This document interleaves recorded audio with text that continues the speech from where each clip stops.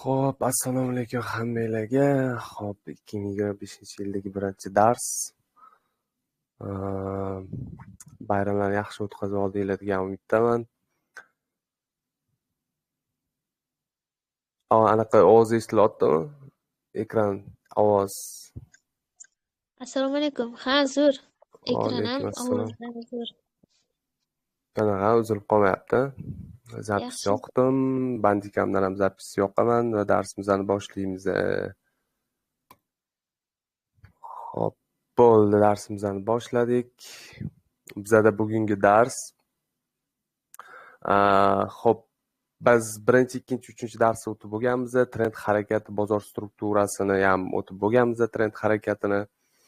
Va 5-dars trend line, ichki tashqi struktura va fraktal va global strukturalarni o'rganib chiqamiz. Ya'ni bu qanaqa trend line bilan qanaqa ishlashimiz mumkin. Bu klassika deganda hamma trend line o'zini tushunadi, lekin klassika trend line o'zidan iborat emas. Lekin bizga bu kerak. Trend line bilan ishlash klassikada ishlaganimiz uchun, ya'ni mani uslubim klassika bo'lgani uchun trend line bilan ishlashdi va trend line bilan ishlashda bitta aktual strategiyani o'tib ketamiz. Va trend line qanaqa ishlashimiz kerak qoidasi bo'yicha xo'p, shuni ko'rib chiqamiz bugun.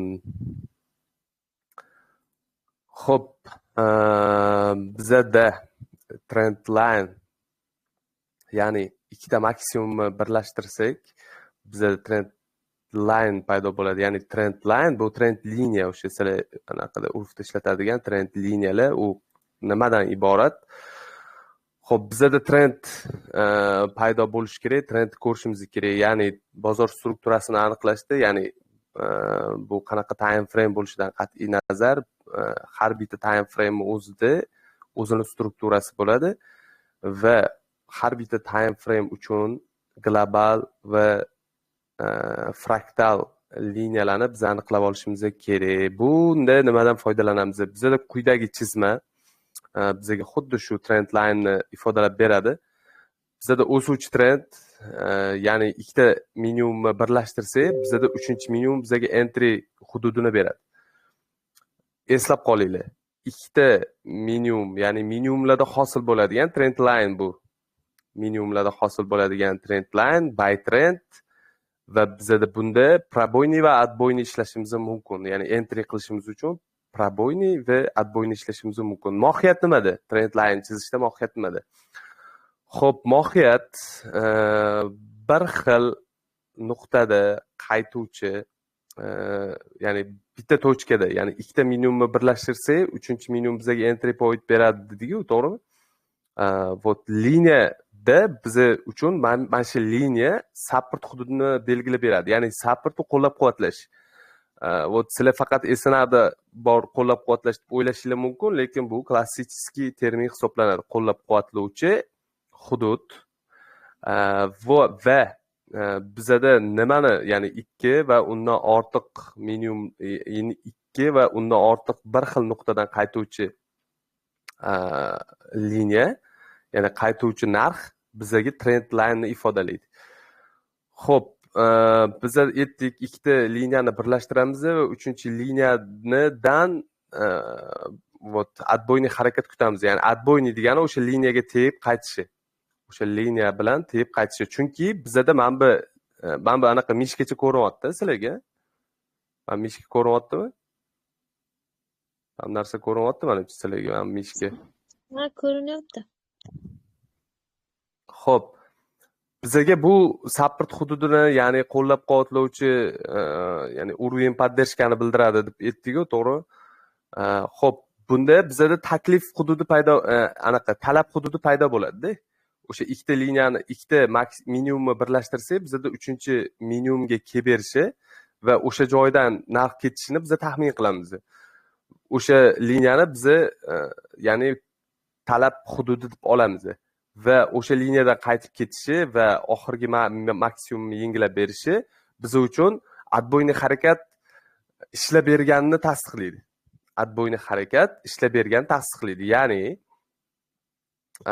va ikkita maksimum urilgan, ya'ni minimum urilmagan, minimum buzilmagan, bu yerda ham minimum buzilmagan, oxirgi minimumlar 2 marta ketma-ket buzilmagan va o'sha liniyani birlashtirsak, o'sha 3-kasaniyadan, ya'ni 3-teginishdan biza oxirgi maksimum urib berishini taxmin qilamiz va o'sha yerdan savdoga kiramiz. Bu trend line bilan savdoni asli qoidasi. Tushundinglar? Bu отбойный ishlash. Bu liniyani shuni chizib, o'shani proboyni kutib o'tirish degani emas. Отбойный ishlashda qoidasini aytdim, 2 yoki 3. Xo'p, 2 yoki 3 bir xil teginish nuqtasini birlashtirilganda bizada entry hududini beradi. 4-teginish ham biz uchun katta ehtimol bilan 4-teginish, ya'ni отбойный ishlashimiz uchun bizani entry hududimiz hisoblanadi. Любой time frame da ishlaydi buni ishlab berish prinsipi. Любой time frame da xohlagan time frame da ishlab beradi, lekin o'ziga yarasha. Ya'ni biza M5 yoki M15 time frame dan, ya'ni oddiy goldda misol qilib aytaman, M5 yoki o'sha M5 yoki M15 time frame dan biza 150-200 pips yoki 100 pips anaqa qilmaymiz. Vot qoidasini aytdim, oxirgi maksimumni yengilab berishi. Ya'ni bayga ishlayotgan bo'lsak, ya'ni bay trendda minimumlarni birlashtirib anaqa qilayotgan bo'lsak, nima bo'lyapti? Bizda mikrofon ishlamayaptimi?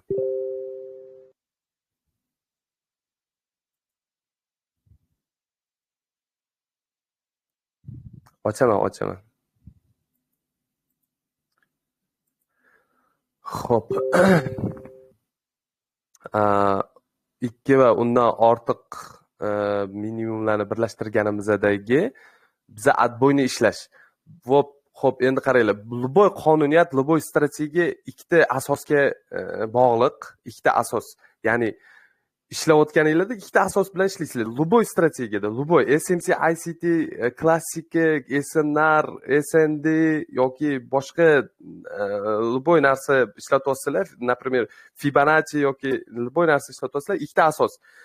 Пробойный или отбойный, ya'ni tegib qaytishiga, ya'ni qo'llab-quvvatlashiga, ya'ni mana sizlarga tushuntirayotgan bo'lsam, qaranglar.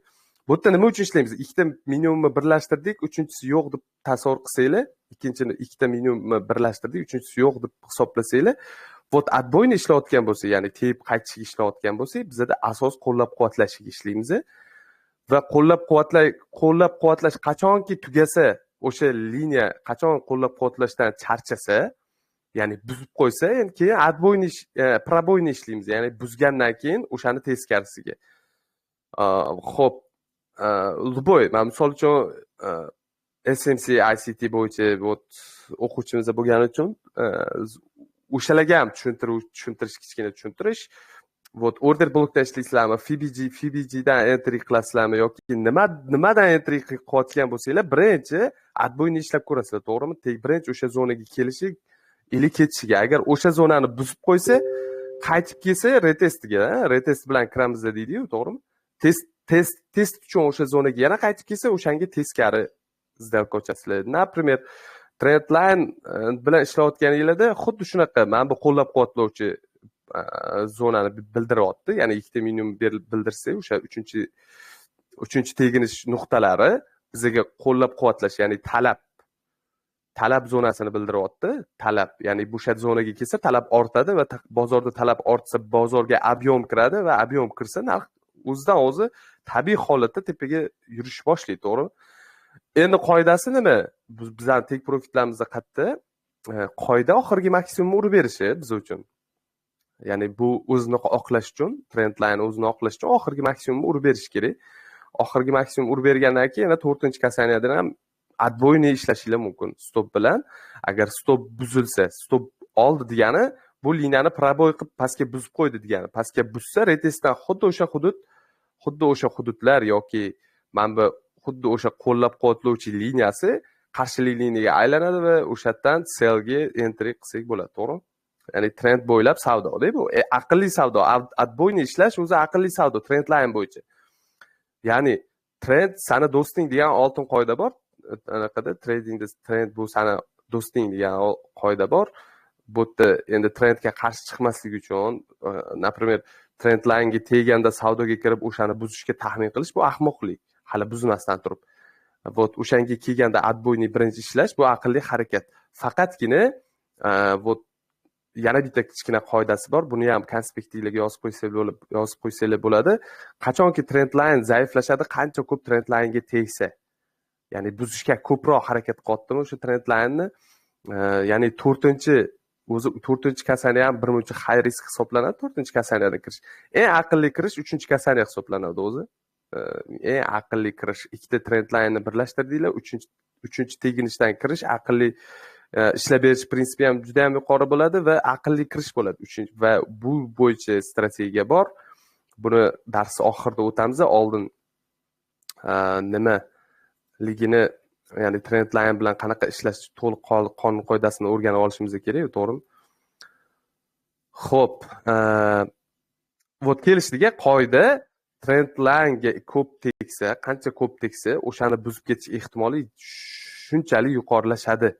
Ya'ni 4-chi teginishdan keyin 5-chi, 6-chi teginishlarda trend line bo'yicha o'z qoida va urf bo'yicha ham отбойный ishlash juda ham katta risk hisoblanadi. Ya'ni 4-chi teginishdan keyin отбойный ishlash juda ham xato va unda trend line'ga kelib, trend line'ni buzishini kutish kerak. Buzgandan keyin trend line bo'yicha retestidan savdoga kirsanglar bo'ladi. Sellga, ya'ni bu yerda buy ishladik. 5-chi teginishda buzib ketsa, agar keyin sell ishlashimiz ham mumkin. Trend line'ni menimcha tushundinglar, qanaqa ishlash prinsipi, qoidalarini, to'g'rimi? Nimaligini va nima uchun trend line'ga teganda savdoga kirishimiz kerak. Menimcha u narsalarni tushunib yetdinglar.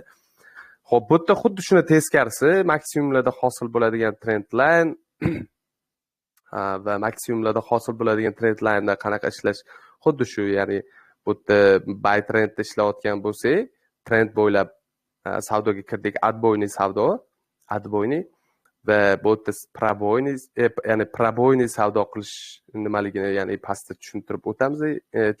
Anaqa ko'rib o'tasizlar, пробойный ishlash qanaqa bo'lishini. Bu yerda, например, trend line bilan biz hozir birinchi отбойный ishlashini ko'rib chiqdik. Bu yerda xuddi shunaqa sell maksimumlarda hosil bo'ladigan trend line bo'yicha 3-chi va 4-chi teginishda savdoga kirib anaqa qilishimiz mumkin. Qoidasi o'sha oxirgi minimum buzilishi bizga trend line bo'yicha savdoni o'zini oqlab beradi. Oxirgi minimumni buzishi, chunki trend sellda va qoidasi bo'yicha ham, trend harakatining qoidasi bo'yicha ham sell trend har doim o'zini minimumlarini yengilab harakat qilishi kerak. Hamma narsa qoidasi bo'yicha asos bor. Xo'p, endi bizada bu yerda nimaga holat? Siz devotda bu yerda kitobda ham quyidagi ko'rsatib o'tilgan savdolarni trend line strategiyasi bilan deyarli qadamma-qadam, ya'ni halokatli aniqlik bilan olib borishingiz mumkin. Qadamma-qadam, ya'ni birinchi, ikkinchi teginish bor, 3-chi teginishda buy, 4-chi teginishda buy, 5-chi teginishlar va 5-chi va 6-chi teginishlarda ko'rishinglar mumkin. 5-chi teginishni o'zi ham ложныйlar bilan harakat qilgan. Har doim grafik har bir xil emas, lekin buni ko'rib chalg'ish kerak emas. 6-chi, 7-chi teginishda ham, ya'ni bu buy harakat bo'lyapti deb. Sababi bu yerda trend line'ga teggan kuchli minimumni buzmaganligi uchun buyga harakat qilib ko'rilyapti. Ya'ni bu yerda chizmada ham, ya'ni buy ko'rsatgan. Bu minimum bilan bu minimumni birlashtirganda keyingi 3-chi minimumdan buy harakat ko'rilgan. Tushunarli? Вот endi пробойный ishlashda nimalarga e'tibor berish kerak, uni ham ko'rib chiqamiz. Bu yerda ham xuddi shunaqa misollar bilan keltirilgan. Xo'p, bu yerda ham xuddi shunaqa, ya'ni bu yerda darajani ko'rsatgan. Bu darajada qanaqa savdo qilish mumkin. Endi tipa ssenariyga ham o'xshab ketadi. Ya'ni o'zi klassikada o'zi asosiy ssenariy ham faqat talab va taklifga ko'proq unaqa berilgan, gorizontal line'ga ko'proq e'tibor berilgan ssenariyda. O'shaning uchun bular narsalarga chalg'ish kerak emas, lekin asos bitta klassika. Tushundinglar? Xo'p, bu yerda ham xuddi shunaqa, ya'ni ichki tashqi fraktal strukturalardan foydalangan va biz endi trend line'ni tushunib olganimizdan keyin quyidagi chizmada biz endi fraktal, ya'ni ichki va tashqi struktura, trend line ichki va tashqi strukturasini ko'rib chiqamiz. Aytaylik, trend harakati ya'ni davom etyapti. Например, ko'rishinglar mumkin. Например-da, xohlagancha yurishi mumkin bozor, to'g'rimi? Xohlagancha harakat bor. Maksimumlarni yengilab, minimumlarni yengilab, например, shunaqa chiqadi, to'g'rimi? Bo'ldi. Xo'p, endi qaranglar. Men nimani ko'rishim kerak? Minimumlarni, ya'ni bir-biriga bir xil nuqtada qaytgan minimumlarni ko'rib, o'shadan trend line chizib olishim kerak. Xo'p, например, mana bu bunaqa bo'lsa, endi qaranglar. Bu yerda ikki xil struktura bor-da. Вот aytganman sizlarga globalniy va fraktalniy. Ya'ni globalniy strukturada umumiy harakat, ya'ni katta time frame'dagi umumiy harakatni biz globalniy struktura deymiz. Ya'ni aytaylik, mana bu line H4 da chizildi. Aytaylik H4 da chizildi. Bu aytaylik H4 da chizildi-da. Xo'p, trend line H4 da chizilganda umumiy olib qaraganda eng kuchli minimumlarni birlashtirganimizda bizda trend line hosil bo'ldi-yu, to'g'rimi? Trend line hosil bo'ldi. Umumiy kuchli minimumlarni, kuchli qaytgan narxi kuchli qaytargan minimumlarni birlashtirsak, trend line paydo bo'ldi, lekin o'zini ichida grafikka qarasanglar minimumlar hosil qilgan bo'ladi. O'ziga yarasha minimumlar, maksimumlar, to'g'rimi? Endi bizda ikki xil, o'sha yerda ikkita ya'ni qoida bor. Biz uchun H4 da chizilgan trend line globalniy liniya hisoblanadi. Globalniy liniya, chunki H4 uchun bu katta time frame, ya'ni katta time frame bo'lgani uchun yoki D1 yoki haftalik, to'g'rimi? Chizib oldinglar. O'zidan kichkina time frame uchun globalniy hisoblanadi. Ya'ni H4 da chizdim, H1 ga o'tsam minimum maksimumlar yana ham aniqroq ko'rinadi va o'sha minimum maksimumlar men uchun fraktalniy struktura hisoblanib qoladi. Ya'ni ichki strukturada va tashqi struktura. Tashqi strukturada, ya'ni umumiy globalniy struktura bay, ichki strukturada o'ziga yarasha qanchadir muddat sell, atkat, ya'ni atkati, H4 atkati H1 yoki M30 uchun globalniy hisoblanib qoladi. Ichki struktura hisoblanib qoladi.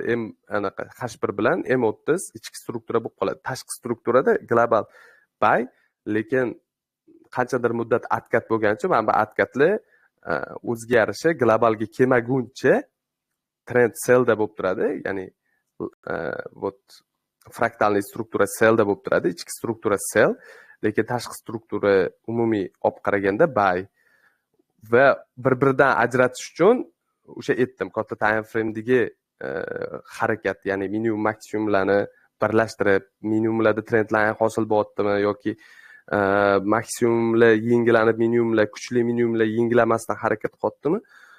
Biz uchun bu narsa ajratib olishimiz kerak. Ichki va tashqi strukturalarga bo'lib tashlashimiz kerak umumiy strukturani. Umumiy struktura buy beryaptimi? Вот mayda time frame'lardagi minimumlarni yengillashi bu umumiy struktura o'zgarishiga tasdiq bo'lmaydi. Вот ko'pchiliklar adashishinglar mumkin. M30 da yoki M15 yoki M30 ko'rib olasizlar, trend sellda deb ko'pchilik adashadi. Yo'q, lekin bitta impuls bilan ko'rsanglar, misol uchun buy trendda har doim impuls buyga bo'ladi-da. Buyga bo'ladi, buyga olib ketib qoladi, surib ketib qoladi impuls, to'g'rimi? Buy trendda. Ko'pchilik adashadi-da. Вот mayda time frame'larda anaqani nima deydi? Ya'ni qoidani bilib oladi, minimum yengillanishi bu trend o'zgarishiga olib keladi deb o'ylaydi. Va вот trend buyda bo'lganda, misol uchun H1 da yo H4 da ko'ryapti trend buyda, lekin M30 da yo M15 dagi bitta ложный minimumlarni buzilishini olib o'shani tasdig'i bo'ldi, trend sellga o'zgardi deb fikr, xayol sellga o'zgarib qoladi. Sell kiraveradi, lekin impuls har doim buy trendda bo'lganda impuls kuchli bo'ladi, to'g'rimi? Atkatdan. Ya'ni, например, mana bu harakat uchun mana bu impuls, to'g'rimi? Mana bu atkat, mana bu impuls, mana bu atkat, to'g'rimi? Atkat har doim kichkina, kam, buy uchun kam bo'ladi. Ya'ni buy trend uchun atkat har doim kam bo'ladi. Impuls har doim bayga bo'ladi. Ya'ni yuqoriga impuls kuchli bo'ladi. O'shani bir-biridan ya'ni miyaga qonun qoida qilib o'shani singdirib olish kerak. Ya'ni bay trend uchun impuls har doim bayga, ko'proq yurishi bayga bo'ladi. Sell uchun impuls har doim sellga, ko'proq yurishi sellga bo'ladi. Tushundinglar? Ko'proq yurishi sellga bo'ladi. Sell trend uchun. Vot qanchadir muddat grafik faqat tepaga yurmaydi, to'g'rimi? Qanchadir muddat narx orqaga qaytishi bu atkat hisoblanadi bay trend uchun. Tushundinglar? Impuls atkat ketaveradi. Например, impuls, to'g'rimi? Qanchadir muddat atkat, impuls. Trend umumiy olib qaraganda bu yerda buy bo'ladi, to'g'rimi? Umumiy olib qaraganda trend buy, lekin qanchadir muddat sellga ham yuryapti, to'g'rimi? Qanchadir muddat sellga ham yuryapti. O'shaning uchun trend linelarda ishlayotganda ham shu narsalarga juda ham qattiq e'tibor beringlar. Bu tashqi struktura bilan ichki strukturani bir-biridan hech qachon adashtirib qo'ymanglar. Ya'ni bitta misol uchun, например, H4 da ham bu holat bo'lishi mumkin. H4 da ham qanchadir muddat yurib minimumlarni yengilab harakat qilsa, bo'ldi, trend sellga o'zgardi deb xayolni chalg'itish kerak emas. Tushundinglar? Xo'p, menimcha tushundinglar. Endi buni tushunib oldik, to'g'rimi? Trend line'da foydalanishda ichki va tashqi strukturani bir-biridan ajratib olishni tushundinglar. Endi xo'p, bu yerda qanaqa ishlaymiz? Например, bu yerdan trend line tortganimizda fraktalniy, ya'ni например, mana bu joyini o'zida kichkina time frame'da ya'ni atkat ko'rishimiz mumkin, qanchadir muddat. Например, mana bu joyda xo'p chiqayotganda, mana bu joyda chiqayotganda minimumlarda qanaqadir trend line, mana bunaqa trend line hosil qilib, trend line'ni buzgandan keyin biza globalga tegishi uchun, ya'ni take profit globalga tegishi bo'ladi-da. Tushundinglarmi? Xo'p, menimcha hozir qaranglar, qanaqa tushuntirsam bo'ladi sizlarga. Например, mana bunaqa. Xo'p, например, ketdi, mana bu yerdan buy trend ketyapti. Buy trend chiqyapti-da. Vot minimumlarda trend line hosil qilyapti-da. Vot bu yerda globalniy liniya bor. Bu yerda globalniy liniya o'tgan va endi bu yoq qanaqadir kasallanadi, lekin globalniy liniya bor. Bu yerda fraktalda, ya'ni ichki strukturada minimumni, oxirgi minimumni yengilab turib pastga qarab tushishi, impuls berishi. Ko'pchiliginglar mana bu oxirgi minimumlarni, ya'ni oxirgi trend boshlanishidigini tugatishini kutasizlar, lekin to'g'rimi? Mana например, bu yerdan kutasizlar-ku. Xo'p, endi qaranglar. Buni take profit'i, buni ishlab berishi globalga tegishi hisoblanadi. Ya'ni global liniyaga tegishi, ya'ni botgacha ham kelishi emas, yoki 0.5 gacha ham tushmasligi mumkin. Ya'ni global liniya, mana buni 0.5 o'zi umumiy olib qaraganda garant kelib berishi trend line'ni общий impuls trend liniya boshlanganini 0.5 eda. Mana Fibonacci tortsanglar ham 0.5 gacha kelib bersa, buy trend uchun bu o'shani garanti, ya'ni trend line proboyniy liniyani ishlab berish hisoblanadi-da. Lekin globalniy liniyaga tegishi buni take profit hisoblanadi. Umumiy. Chunki global narxi kuchli qaytaradi-da, tepaga kuchli qaytarib yuboradi. Vot o'shanga e'tibor beringlar. Ko'pincha global o'sha struktura hosil qiladi, chiroyli struktura hosil qiladi-da, fraktalda. Global unga yaqin bo'ladi. Vot bitta qaytib ishlab beradi, ya'ni retestga kelmasdan bitta qaytib ishlab beradi-da. Qaytib kelganda sizlar ko'pchiliginglar o'sha yerdan retest beryapti deb kirasizlar, lekin maksimumni yengilab davom etib ketib qoladi. Bu nima degani, nima uchun bunaqa bo'ldi degani, fraktalniy struktura degi minimumdagi trend line globalga juda ham yaqin holatda shakllangan. Tushundinglarmi? Mana bu bilan mana bu masofasi juda ham yaqin shakllangan. Vot, например, trend line birdan buzgandan impuls bilan globalga tegib, bayga qarab o'zgarib ketib qolishi mumkin. O'shanda sizlar ko'pchiliginglar retestga kelyapti deb fraktalli liniyasidan sellga kirasizlar, lekin stop ishlaysizlar. O'shanga ko'pincha e'tibor beringlar. Qoidasi bo'yicha sizlarga tushuntirib beraman. Qoidasi shunaqa. Tushundinglar? Bu narsaga chalib qolish kerak emas. Agar bir-biriga yaqin bo'lsa, fraktal bilan global, bir-biriga juda ham yaqin bo'lsa, aqlli qaror globalga tegib qaytishidan bay ishlagan yaxshi. Tushundinglar? O'shanda bitta o'q bilan ikkita quyonni urasizlar. Например, agar globalni ham buzib ketish xavfi bo'lsa, avval birinchi fraktalga retest berib qaytmasdan iloji yo'qda. Ikkita asos borda biz uchun. Xo'p, anaqani fraktalni buzganda ham, ya'ni ichki strukturadagi anaqani buzganda ham globalga tep qaytishi, ya'ni globaldan bay kirishinglar ikkita asos, ya'ni fraktalni retest uchun bitta asos, eng muhim asos globalga tep qaytishi atboyni ishlash uchun. Tushundinglar? Bu endi ikir-chikiri, ya'ni eng muhim narsa bu narsa. Ko'pchilik shunday xato qiladi. O'sha ishlayotganlar juda ham ko'pchilik shunday xato qilgani uchun bu narsani sizlarga tushuntirib ketyapman. Ya'ni darsimizni fraktal, global bir-biridan ajratib olish uchun. Xo'p, tushundinglar? Buni ya'ni bay uchun ham, sel uchun ham bir xil narsa ishlaydi. Ikkalasi ham global bilan fraktalni bir-biridan ajratib olasizlar. Xo'p, fraktal buzilgandan keyin agar global bilan fraktallar orasidagi masofa uzoq bo'lsa va fraktalni buzganda globaldan reaksiya olmagan bo'lsa, sel ishlasanglar bo'ladi globalgacha. Tushundinglar? Globalni buzsa yana o'ziga yarasha ishlab beradi. Endi trendline bilan ishlayotganda, ya'ni trikasaniya strategiyasi bor, ya'ni 3 talik tegish, 3-chi tegish degan anaqa bor, strategiya bor. Bu narsani hozir sizlarga o'rgataman. Xo'p, любой time frame ikkitalik kuchli qaytargan zonani topasizlar. Ikkitalik kuchli qaytargan zonani topasizlar, ya'ni buy trendda bo'ladimi, sell trendda bo'ladimi, ikkitalik kuchli qaytargan liniyani topasizlar va 4-chi teginishi, например, bu yerdan tortdim. 4-chi teginishiga buy harakat kutishinglar mumkin, bemalol. Ya'ni buy izdelka ochsanglar bo'ladi 4-chi teginishi. 3-chi teginishiga. Tushundinglar? Bizning strategiyamizning asosiy maqsadi 3-chi teginishni ushlab olish. Ya'ni ikkitalik kuchli qaytargan zonani topdik. Mana ya'ni 1 2, ya'ni nima bo'lishi kerak? Xataba undan o'zidan oldin bitta maksimumni yengilab berish kerak. Xataba bitta maksimum, ikkita maksimumni yengilasa, ya'ni bu nima bo'ladi? Ikkita maksimumni yengilasa 4-chi kasanaga to'g'ri keladi. Xo'p, qaranglar. Hamma narsa to'g'ri, bayga ishlayapmiz. Trend bu yoqdan sell keladimi, ya'ni buy keladimi farqi yo'q. Vot bizda oxirgi maksimumni yengilaganni bilishimiz kerak, aniqlashimiz kerak. Bu yerda oxirgi maksimum yengilangan va o'shadan, ya'ni ikkita teginish bo'lishi kerak xataba, ya'ni bir xil joydan ikkita teginish. Bu yerda 1-2 teginish bor. 3-chi teginishdan biz savdoga kiramiz. Stopimiz minimumda, oxirgi teginishi minimumda. Tek profitimiz oxirgi maksimumda. Tushundinglarmi?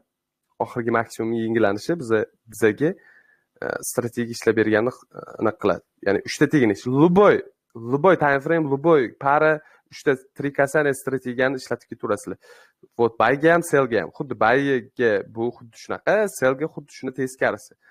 Ya'ni vot, например, qanaqa buy trenddan chiqdimi, например, buy trenddan chiqdimi, o'sha oxirgi minimumni yengilanishi va oxirgi minimumni yengilagandan keyin trend line tortdim. Qanaqa shakllanishidan qat'iy nazar trend line tortaman va 3-chi teginish hududi men uchun sellga ishlash anaqasini beradi, imkoniyatini beradi. Ya'ni 3-chi teginish va o'sha joydan ishlayman sellga. Xo'p, vot 3 kasaniya, vot 3-chi kasaniyadan ideal. Tushundinglar? Endi realniy grafikka o'tamiz. O'tgan anaqa o'rgangan общий hamma narsani realniy grafikda test qilib ko'ramiz.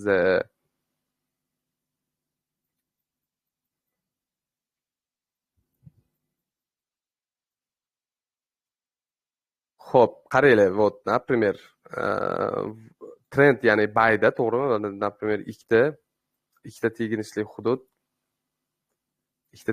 hududni oldim va o'shani dalshi davom etaman, ya'ni narx kuchli qaytargan liniyada H1 uchun ekan bu. H1 uchun ekan, qaranglar. Vot bitta teginish bor, ikkita teginish bor va 3-chi teginishda men buyga kirishim kerak edi, vot ketdi. Tushundinglarmi? Endi vot narx kuchli qaytargan ikkita maksimum bor. Narx kuchli qaytargan ikkita maksimum bor va uni birlashtirsam, men uchun qachondir hozir o'zida ya'ni qachondir mana shu maksimumga kelsa, mana shu trend line'ga kelsa, 3-teginishdan man savdoga kirishim mumkin. Va katta time frame bo'lgani uchun bu yerda ya'ni o'ziga yarasha yurib berish kerak. Ya'ni, например, anaqam stopim oxirgi maksimumda va qaysi tomondan narx chiqadi, ya'ni bu yerdan chiqsa, bu yerdan shu atroflarga chiqsa, oxirgi minimumda take profitim joylashgan bo'ladi. Bu yerga ketaverasizlar. Любой time frame'da, ya'ni, например, M15 ga o'tkazsanglar ham o'sha bir xil narsa. Например, mana qaranglar, kuchli narx qaytargan ikkita maksimumni birlashtiraman va 3-chi minimumdan, ya'ni 3-chi teginishdan savdoga kirib ketaveraman. Вот ko'rdinglar, отбойный. Вот mana shu yerda o'zida bizada вот mana shu yerda o'zida bizada вот mana buni H1 uchun global deb olsam, boyagi chizgan liniyamni H1 uchun global deb olsam, mana bu nima bo'lyapti menga? Fraktalniy liniyani beryapti. Mana bu fraktal harakat. Mana bu fraktal harakat va bu yerda nimani kuzatishingiz mumkin? Bu nimani ko'ryapsizlar? Например, bu yerda ham fraktal bor, boyagi o'tgan anaqalar bo'yicha. Bu yerda ham bitta fraktal bor. Endi qaranglar. Global uchun masofa uzoq va fraktal uchun mana bu kuchli fraktal, ya'ni globalga tegish uchun kuchli fraktal va buni buzgandan keyin o'zidan oldingi yana bitta fraktal struktura, buni buzgandan keyin bitta retestdan oqishi va keyingi fraktalni buzgandan keyin va o'sha liniya, qaranglar, ko'rdinglar? Поддержка, ya'ni bu yerda boshlanyapti. 2-chi, 3-chi поддержка, 4-chi поддержка va undan uzoqlashib ketdi liniyadan. O'sha liniyaga yana qaytib kelib bergandan keyin buni impuls bilan buzib, ya'ni 5-chi teginishga to'g'ri kelyapti. 5-chi teginishda buni buzib, xuddi o'sha liniyani tepaga buza olmasdan ketdi yana selga. Chiroyli. Endi globalga tegishini kutamiz. Например, globalni to'g'rilab chizib qo'ying. Ya'ni H1 kuchli qaytargan global edi. Вот globalga tegishini kutamiz va agar globalga kelishi bilan o'sha yerdan bayga harakat qilib ko'rsak bo'ladi. Tushundinglar? Global вот endi ishlashimiz qanaqa bo'ladi? Xo'p, qoidasi o'zi oxirgi minimum. Globallar bilan, ya'ni globalda ishlayotganda bir muncha bizada stop loss qo'yish problema bo'ladi. Ya'ni bu liniyaga teganda va tegib, ya'ni shpilka tashlab qaytib ketishi ham mumkin, ya'ni xuddi mana bunga o'xshab. Bu yerda endi minimum yaqin bo'lgani uchun, oxirgi minimum yaqin bo'lgani uchun, o'sha yerda oxirgi minimumga, ya'ni globalga tegib, oxirgi minimumga stop loss qo'yib va oxirgi maksimumga take profit qo'yib harakat qilsa bo'ladi-da.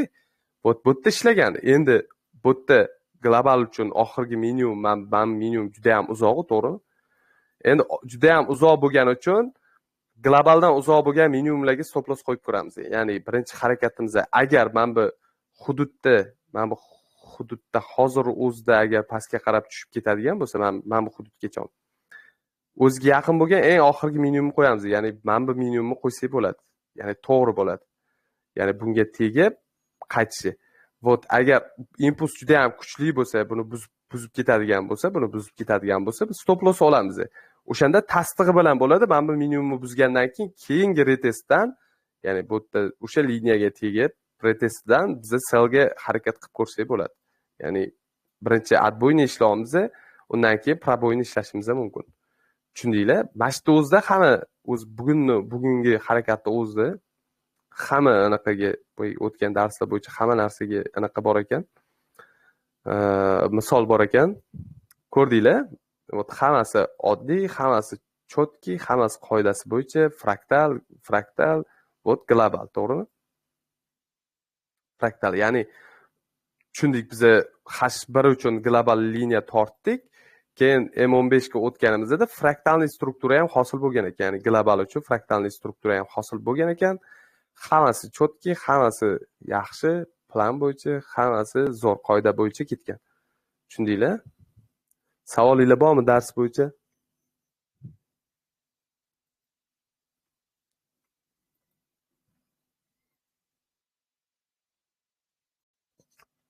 Savol bormi dars bo'yicha?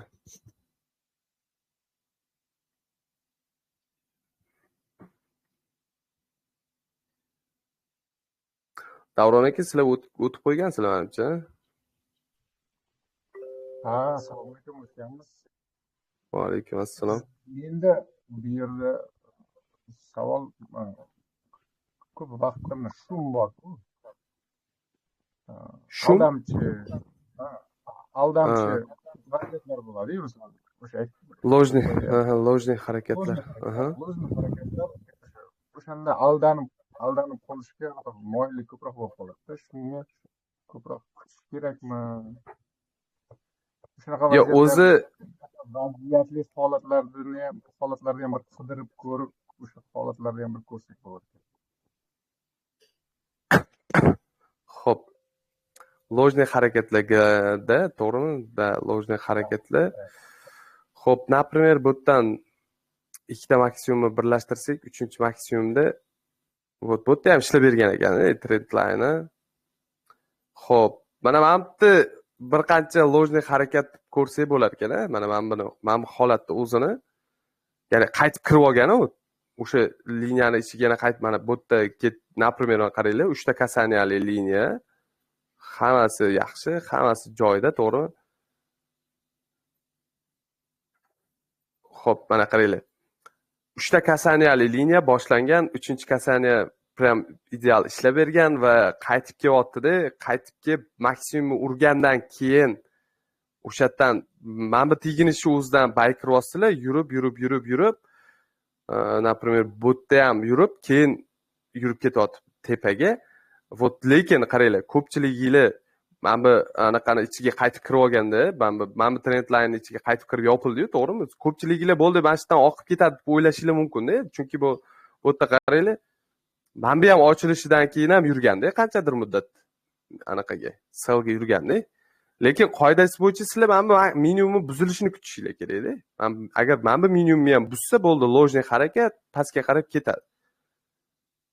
Tushundinglar? Lekin men bilaman, shtobi trend line bilan ishlayotgan yangi trendlar o'shandan ko'p xato qiladi. Mana bu вот прям mana bu liniyaga tegib tepaga ketish kerak bo'ldi deb o'ylashadi, lekin trend line bilan yurib ketishi ham mumkin-da. Trend line ichiga ham kirmasligi mumkin, yurib pastga qarab ketaverishi mumkin. Например, bu xuddi shunaqa harakatlar bilan mana bu minimumni ham buzib qo'yishi mumkin-da. O'shanda qoidasi, lekin umumiy qoida bu yerda o'sha minimumga stop loss, ya'ni kuchli qaytargan minimumga yaqinroq bo'lsa stop loss qo'yish kerak va kutish kerak. Ya'ni bu yerda ham xuddi shunaqa kichkina lojniy harakat bo'lgan, yana qattiq lojniy harakat bo'lgan shunaqa.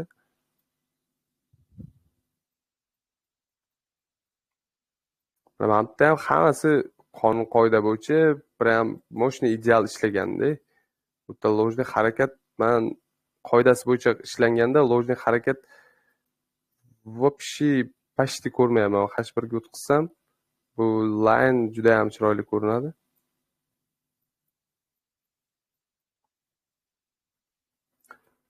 Вот, например, qaranglar, minimum boshlandi yoki botga qo'ysam, mamtga qo'ysam, mana mamtga qo'ysam, botdan ketgan, ya'ni botdan harakat va o'sha harakatdan bayga yurgandan keyin botda yana bitta mana minimum bilan mana minimumni birlashtirsam, trend line yana bitta hosil bo'lyapti. Вот fraktal uchun. Qaranglar, fraktal uchun deganim bu qanaqa, ya'ni H4 da bu, H1 ga o'tkazsam, вот mana bunaqa harakat hosil bo'ladi-da. Mana bu yerda ikkita teginish, например, chiroyli ikkita teginish, chiroyli ikkita, ya'ni maksimumlarni yengilagandagi chiroyli holat va buni ya'ni вот qaranglar, yana bittasi ishlab beradigan trend line da yana bitta qoidasi qolib ketibdi. Вот o'shani buni ham bilishinglar kerak. Xo'p.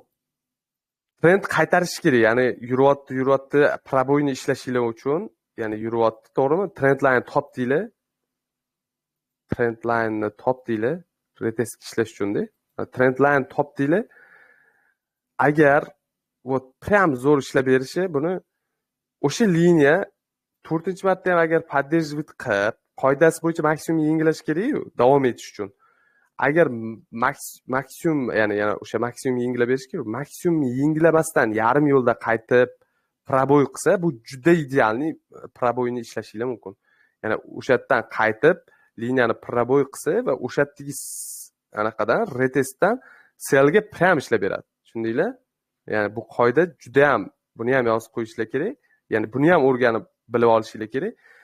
Вот keldi поддерживать qilyapti, trendline topdinglar, o'sha trendlinedan chala qaytish qilsa, ya'ni o'sha trendline'ga keldi, поддерживать qildi, proboyni anaqa отбойni ishlayapsizlar, 4-marta kirdinglar, отбойni ishlayapsizlar, tek proyekti maksimumga qo'ydinglar.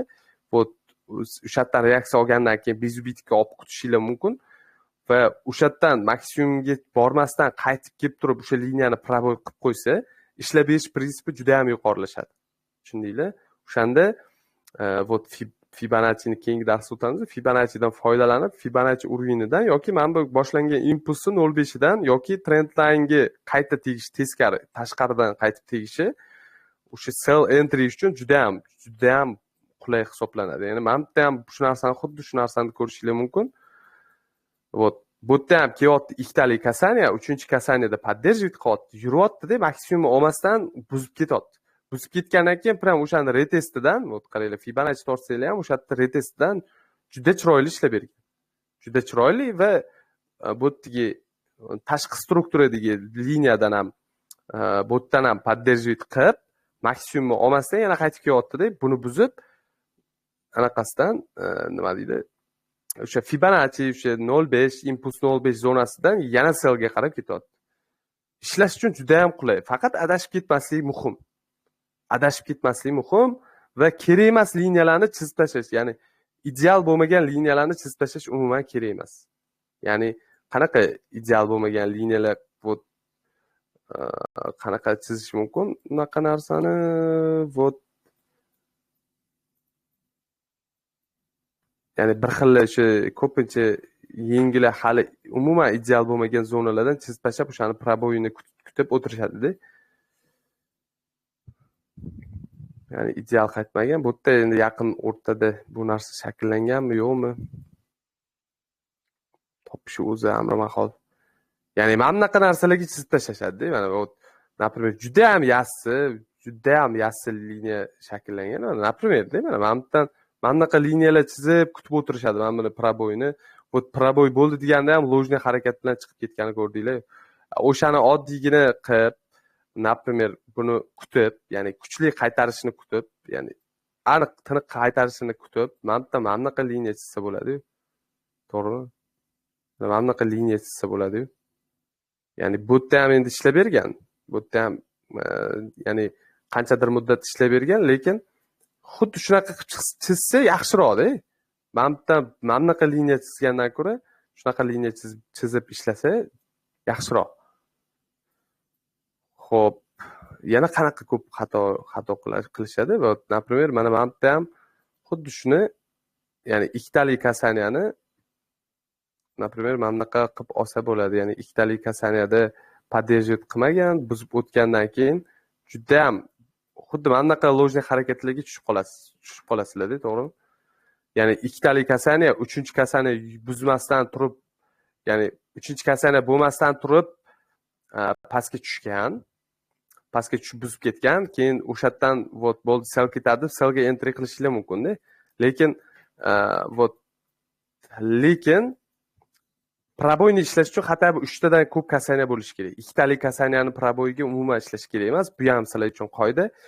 Вот ikkita kasaniyani birlashtirib, 3-kasaniyada buy kirdinglar, stop oldinglar, keyin xuddi o'sha joydan retestib hisoblashinglar umuman kerak emas. Ya'ni ikkita kasaniyadan keyin juda ham ko'p lojniy harakat ikkita kasaniyadan keyin buzib o'tilgan liniyalarda hosil bo'ladi-da. Tushundinglarmi? nimani aytmoqchiman sizlarga? Qaranglar. Keldi, ikkitali kasaniya berdi. Ikkita kasaniya berdi-da, ikkita kasaniya berdi, buzdi. Lekin mana buni trend line deb olishinglar juda ham xato. Например, mana bu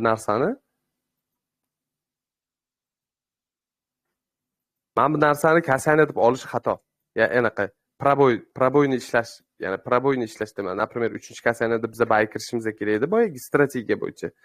3-kasaniyada buy kirishimiz kerak edi. Bu yerdan buy kirib, stop olgandan keyin o'sha hududdan retestiga qaytib chiqib bersa, sell kirish umuman xato. Chunki trend line sog'lom shakllanishi kerak. trendline sog'lom shakllanish uchun 3 tadan ko'p kasaniya bo'lishi kerak. Ya'ni bu yerda trendline'ga tegishli 3 tadan ko'p bo'lishi kerak. O'shanda 3 tadan ko'p bo'lsa, o'shanda proboyni ishlashingiz yaxshiroq bo'ladi. Отбойni ishlash uchun ikkita kasaniya yetarli. Ikkita kasaniya va 3-chi kasaniyada отбойni yoki 4-chi kasaniyasida отбойni ishlasanglar yaxshi bo'ladi. Tushundinglar? Yana bormi savollar?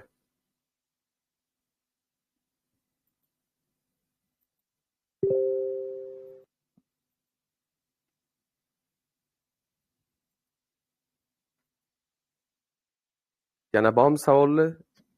Dars bo'yicha, liniyalar bo'yicha, ishlash bo'yicha.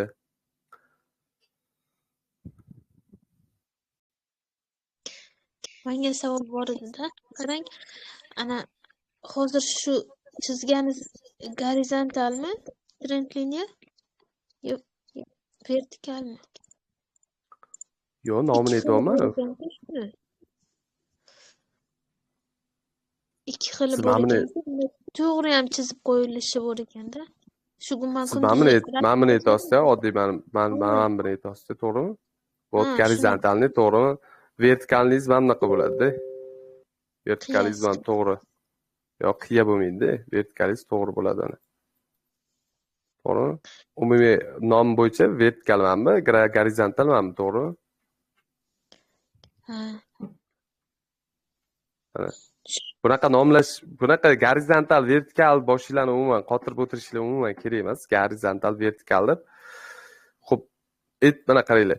Fraktal uchun ichki struktura uchun, ya'ni global, ya'ni umumiy global, mana bu global, ya'ni katta time frame'da chizgan, topgan liniyalar global, ichki struktura degisi buni fraktal deb olsanglar bo'ldi. Yetadi, boshqa umuman kerak emas. Oshiqcha nimadir terminlar chalkashtirib kerak emas. Bu anaqada xo'p, Forexda texnik analiz uchun anaqalar bor. Iboralar bor. Shu xuddi shunaqa atamalar. Shu atamalarni sizlarga tashlab berishim kerak, o'shani. Shu yengillar bor oramizda, yodlashga qiynalmaslik uchun o'shani tashlab qo'yaman hozir darsdan keyin. O'sha anaqadagi atamalar. Forexdagi terminlar. Ya'ni fraktal, proboy, отбой, nima deydi? Patternlar hammasini tushuntirib aytgan o'sha nimaligi, har bitta gap nimaligini.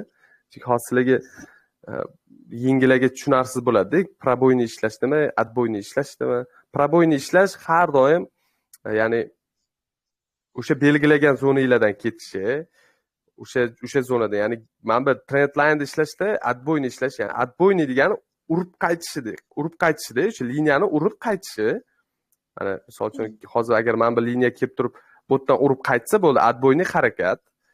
Вот пробойni buzishi, вот пробойни, вот buzganda mana. Endi ruscha terminlarda пробойни bu liniyani agar kelib turib, urib qaytmasdan buzib qo'ysa bo'ldi. Пробойни ishlaymiz degani, пробойни ishlaymiz degani bo'ldi.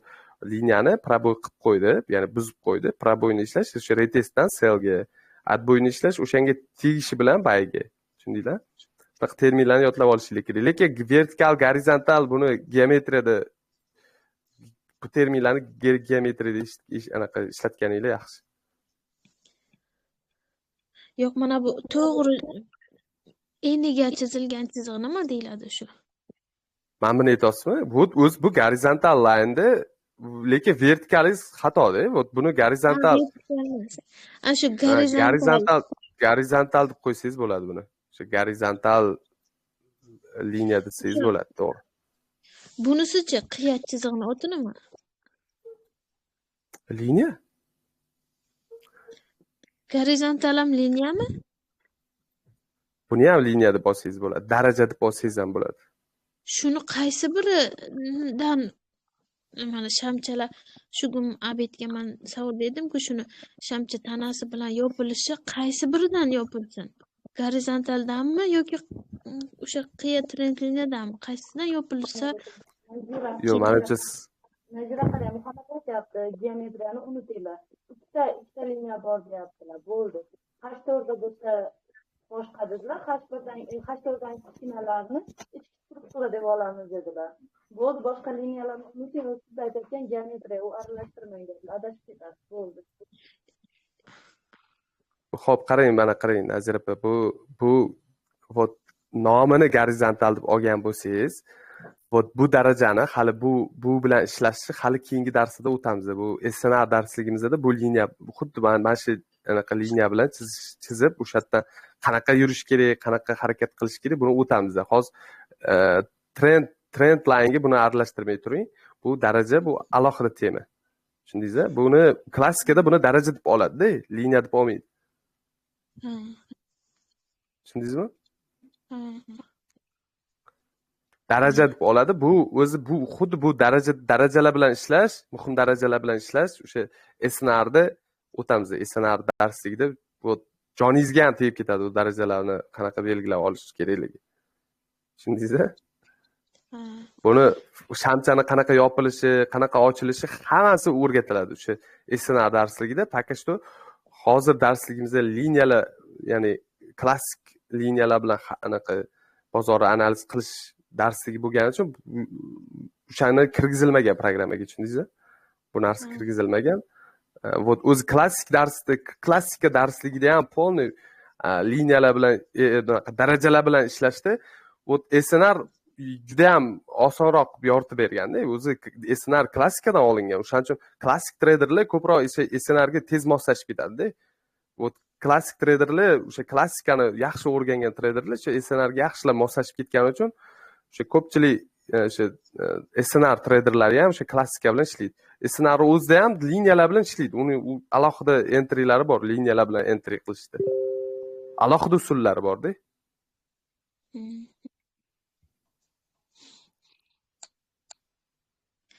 Mayli, keyingi darslarda ancha tushunib olamiz. Hozir mana bu narsalar tushunarli bo'ldimi liniyalar bilan ishlashda?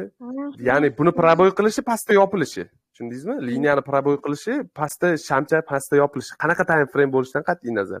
Lekin H1 da ko'ryapsizlar, например, H1 da trend line chizyapsizlar, lekin M5 da pastda yopilsa bu hisob emas. Tushundingizmi? H1 o'zi yopilishi kerak. H1 o'zida trend line chizdingiz, H1 o'zi pastda yopilishi kerak. Bu H4 da trend line chizdingiz, H1 pastda yopilib, H4 yopilmasa u hisob emas. H4 yopilishi kerak pastda. Men shu narsaga xato qilganimda H1 dan ko'raman, keyin M5 dan yopilsa bo'ldi deb. Bo'ldi deydi. Lekin H1 da bitta shpilka tashab, uzun shpilka tashab chiqib ketadi tepaga.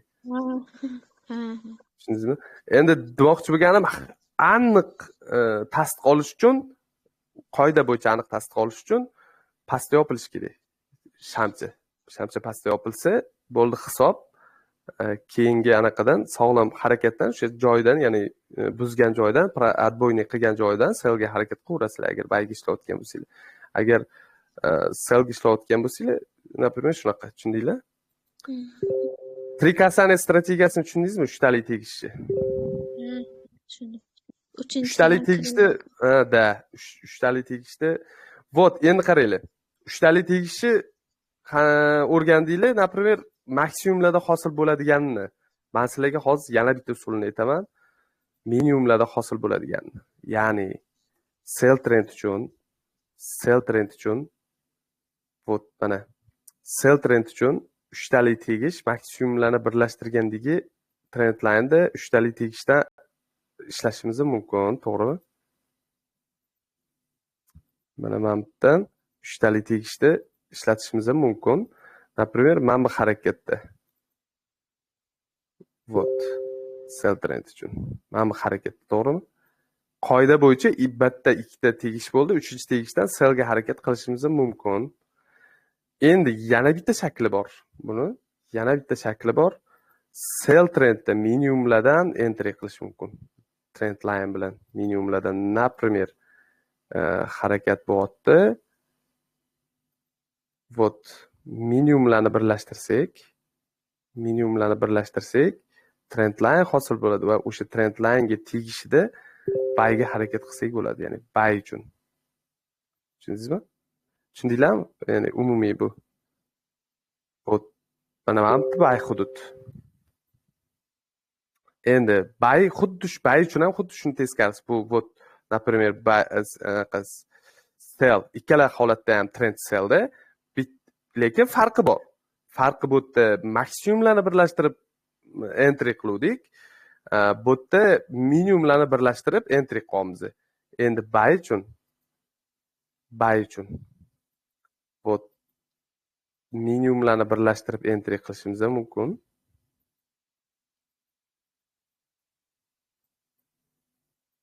Mana bu yerga borib qo'ying, mana. Bu minimumlarni birlashtirib entry qilishimiz ham mumkin.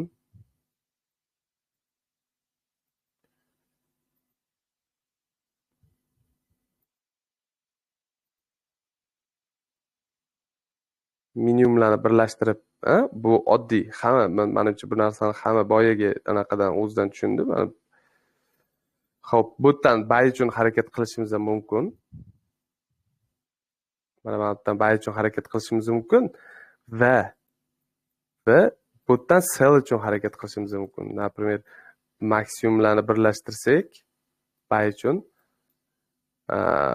trend line chizamiz. Ya'ni bu trikasaniya strategiyasi, ya'ni 3 talik tegish va o'sha yerdan sellga harakat qilishimiz mumkin. Ya'ni maksimumlarni tegishidan sellga harakat qilishimiz mumkin.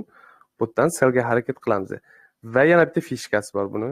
Hozir sizlarga tushuntirib beraman. Ya'ni fishka bu yerda qanaqa bo'lishi kerak? Mana bu yerda. Qaranglar. Biz uchun bu yengil emas. Например, ko'pchiligimiz uchun, ya'ni bu narsa bilan bu narsa, mana bu ikkala narsa biz uchun yengil emas, lekin mana bu narsa yengil.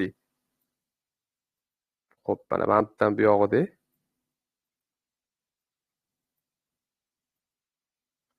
mana bu yerdan bu yog'i bu biz uchun yengil emas. Bu yerda ham xuddi 3-kasanadan, bu yerda 3-kasanadan adboyni, bu yerda ham adboyni ishlaymiz.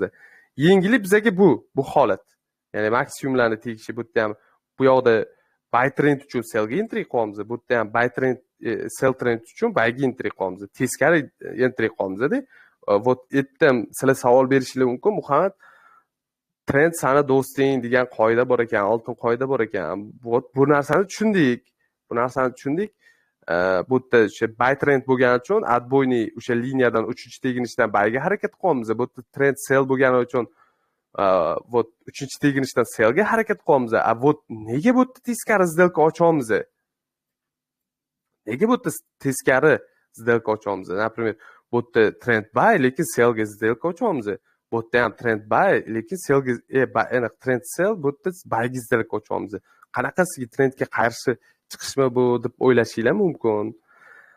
Va fishka umumiy trend, ya'ni global trend sell bo'lganda, impuls harakat bo'lganda, вот, например, mana bunaqa harakat bo'lganda bu narsa juda ham qo'l keladi. Например, qaranglar. Вот trend chiqdi-da, yurdi, bitta impuls bilan oqdi.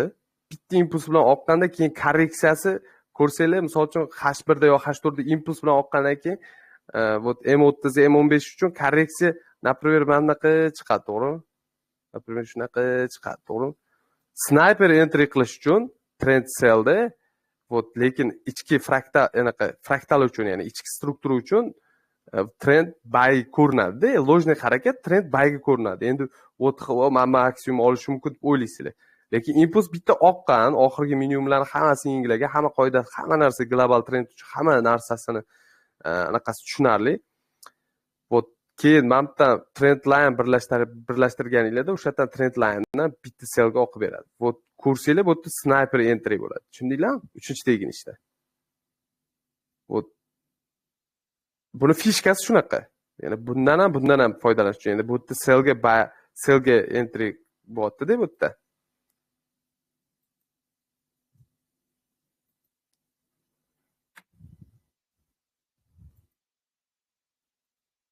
Tushundinglar? Xuddi mana bu holat. Mana bu holat trend global trend sellda bo'lishi kerak va o'sha yerda maksimumlarni, ikkita maksimum birlashtirilib, 3-maksimumdan sellga harakat qilib ko'rsanglar bo'ladi. Buni praktika qilmasdan tushunib olmaysizlar buni mohiyatini. Praktika qilinganda tushunish kerak. Bu yerda ham xuddi shunaqa, ya'ni global trend buyda bo'lishi kerak-da. Bitta buy impuls otgandan keyin sekin shunaqa yurish boshlanadi. Ko'pchilik, ya'ni bu tez ishlashda. Ko'pchiliginglar misol uchun kutishinglar mumkin, maksimumni birlashtirib o'shani proboy qilgandan keyin buy kiraman. Lekin bu yerda sniper urib qo'yasizlar. Сразу sniper uchinchi entrydan bitta impuls oqish, uchinchi entrydan sniper urib qo'yasizlar. Tushundinglar? Stop lossinglar вот stop lossni faqat bu ikkala usulda stop loss topish birmuncha qiyinroq.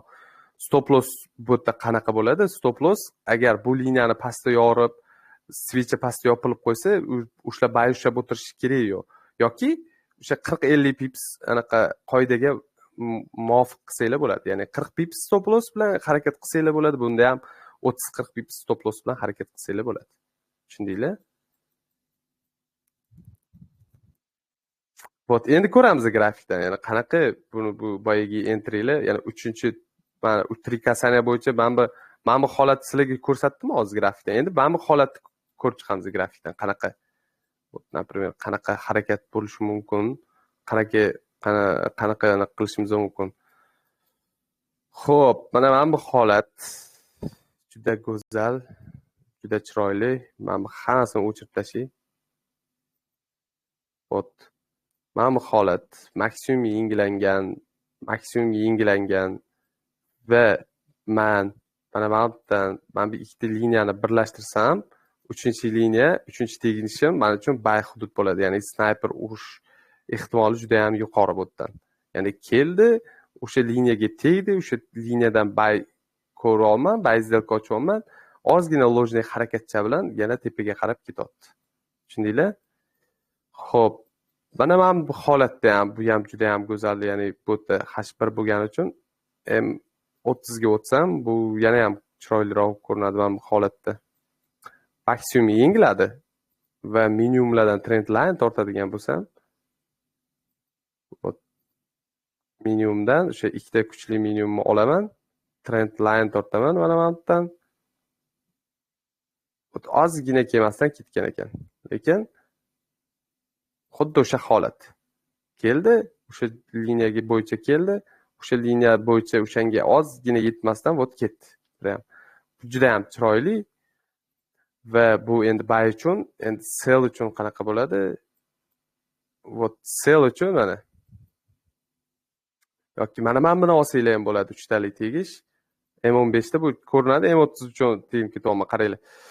Sell, hamma impuls bo'ldi, sell atkat bilan chiqyapti. Keldi, bitta atkat berdi, keldi, yana bitta atkat berdi, keldi, yana bitta atkat berdi. Va men uchun mana bu ikkita atkat, va 3-chi atkat sell uchun mana bu hudud entry uchun juda ham chiroyli. Juda ham chiroyli. Va mana bu yerda ham ko'rsanglar bo'ladi. Keldi, mana bu yerda ham bitta, ikkita maksimum bor. 3-chi maksimumdan sellga zelka ochishim kerak. Vot. Keldi mana bitta atkat, keldi ikkita atkat, 3-chi atkatda qanchadir anaqa hududda yurib bergan, mana bu ham yurib bergan. Endi oxirgi minimumni yengilasa juda ham go'zal bo'ladi. Bu yerda oxirgi minimumni yengilagan juda ham go'zal oqqan. Bu yerda oxirgi minimumni yengilamagani uchun keyin uchib ketgan. Vot. Bu menimcha sizlarga tushunarli. Endi qaranglar, mana bu teginish bilan mana bu teginish birlashtirsa ham juda ham chiroyli entry qilsa bo'ladi. Mana bu yerdan, mana buni bir bilan belgilanmay qoldi. Mana buni birlashtirsa ham juda ham chiroyli mana. Kelyapti, o'sha liniyaga yaqinlashyapti va juda go'zal. Juda go'zal ishlab beryapti. Xo'p, tushundinglar nima qanaqaligini, qanaqa entry qilish mumkin? Ikkala usulda ham, sizlarga yengillik bo'lgan usulda ham. Вот, например, mana bu yerda ham impuls bilan oqqandan keyin men uchun juda ham go'zal entry qilishim mumkin bo'lgan joy, вот, mana bu maksimum va o'sha maksimumni birlashtirsam, va agar men bu narx o'sha joyga chiqib berganda, o'sha joydan sellga entry qarasam, hamma qoidasi bo'yicha o'sha yerga tegib qaytish kerak. Lekin bu yerda endi tegib qaytmagan, bormaganda, o'sha limitga bormagan. Yoki mana bunaqa tortib qo'ysanglar bo'ladi buni. Mana bu ikkalasini olsanglar ham yoki mamtga yoki mana bunaqa tortsanglar, o'sha liniyaga tegib qaytishi nima bo'lganda ham sell uchun biz uchun yaxshi entry bo'lar edi. Вот sizlarga aytganmanmi? Короче, вот aytganman-da, klassika ishlamaydi. Вот, например, вот 10 xil entry usuli bor. Oddiy liniyadan har qanaqa usulda aylantirib entry usulini qilsa bo'ladi trendline o'zidan, sniper ursa bo'ladi trendline o'zidan. Ko'rdinglar? Вот ko'rib oldinglar, oddiy trikasani strategiyasida necha xil usulni entry usulini вот ko'rsatib berdim, necha xil entry usuli bo'lishi mumkinligini. Savolinglar bormi?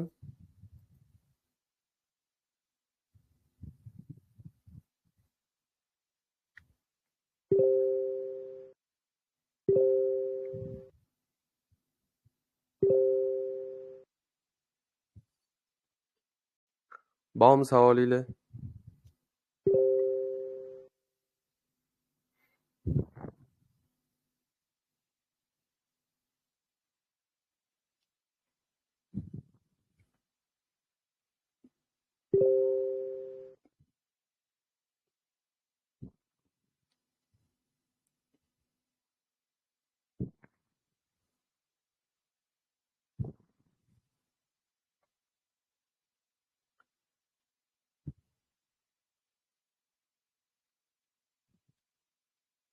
Manimcha savolinglar yo'q, a? Xo'p, savolinglar bo'lmasa, sizlarga topshiriq вот globalniy вот har bitta shu grafikdan ochib globalniy liniya chizib, menga bu H4 da globalniy liniya, H1 da bu fraktalniy liniya deb bir-biridan ajratib 4 ta skrinshot tashlab berishinglar kerak. 4 ta skrinshot tashlab berishinglar kerak va trikasaniya strategiyasi bo'yicha ertaga keyingi darsgacha, ertaga emas, keyingi darsgacha вот keyingi dars o'zi dushanba bo'ladimi? Вот keyingi вот mayli entryni keyingi hafta qilamiz, entry atributkasini. Вот fraktal bilan globalni bir-biridan ajratib, ya'ni globalniy liniyani chizib va короче mana qaranglar.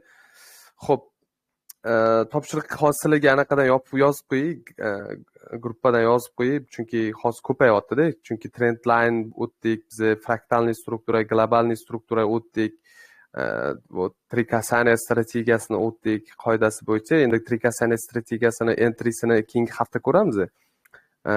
Lekin fraktal global bir-biridan ajratishinglar, trendline to'g'ri chizishinglar men uchun muhimda. Bu narsani sizlar atributka qilishinglar kerak. O'rganish uchun sizlar atributka qilib vazifa bajarishinglar kerak. Xo'p, o'shaning uchun hozir gruppaga yozib qo'yaman topshiriqni va topshiriqlarni yuklayotganda meni lichkamga emas, o'sha kanalga tashab qo'ygan topshiriq deb yozib qo'ygan joyimni tagiga tashab qo'yishinglar kerak. O'sha kommentariyaga tashab qo'ysanglar men topishda adashmayman. Bu gruppaga tashamanglar, gruppaga yozsa tepaga chiqib ketib qoladi, uni topib olish qiyin bo'ladi. Xo'p, o'shaning uchun o'sha kommentariyani tagiga yozib qo'ysanglar, o'sha yerda turadi. Tushunarli hammaga?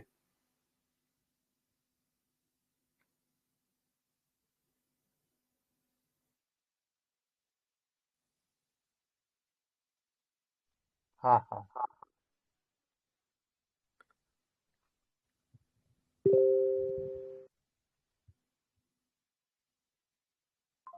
Xo'p, tushunarli bo'lgan bo'lsa, hammanglar yaxshi dam olinglar. Shanba, yakshanbani o'sha dam olish, o'z dam olish ko'payib ketdi. Dushanbadan xudo xolasa bosh aniq qilamiz va live thread qilamiz.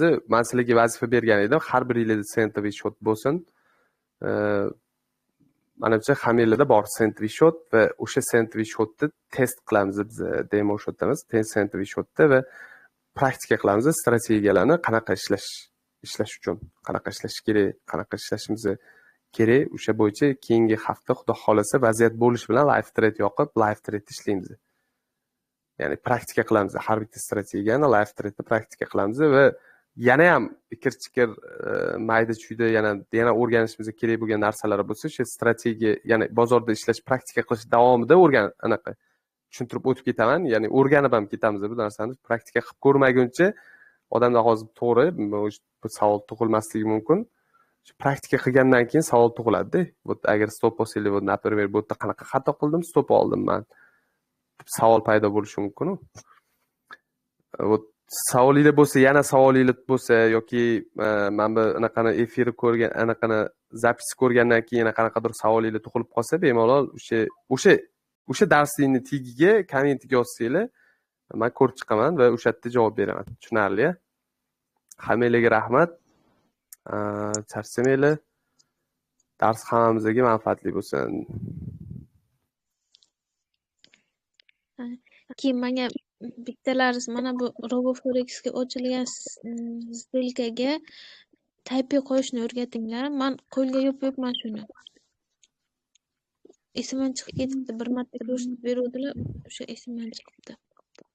Xo'p. E'tiborishadi shu yerda bolalar, o'rgatib borishadi. Rahmat.